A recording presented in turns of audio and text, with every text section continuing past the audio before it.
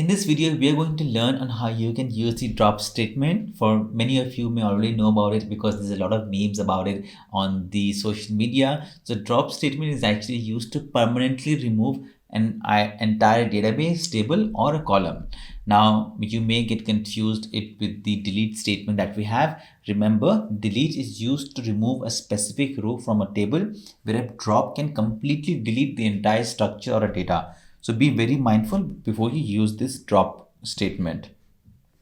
So the syntax is pretty simple. You use the drop keyword followed by the table name, and that's how you do it. So let's go back to our PG admin and try to make some changes to the new info table that we have. And we are going to use the alter keyword, say alter table name. So it's going to be new info. I'm not going to drop the entire table, but I'm going to do some changes to the new info. So I'm inside the new info table, means I'm referencing to the new info table, and now I'm going to use the drop keyword, and I want to drop a column followed by the table name. Now you could also use if exist.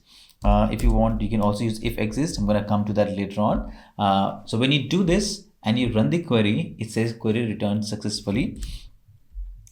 And if you now say select star from new info and you now run it, you can see you do not have that people column.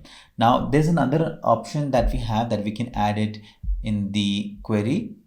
So let us go to the history and copy this to query editor, and here after drop column we can add if exists. What this means, it is saying that if it exists, only then drop the column, which it does not exist now, and it is not going to give you the error. In fact, it is going to give you that, hey, this actually does not exist, which is a good practice to have. Some of the people also like to use it when you create table, that hey, create this table if it does not exist, right? So that this is one of the good practice that you can have it. This was a short video, and that's all we have here, and I'm going to see you in the next video.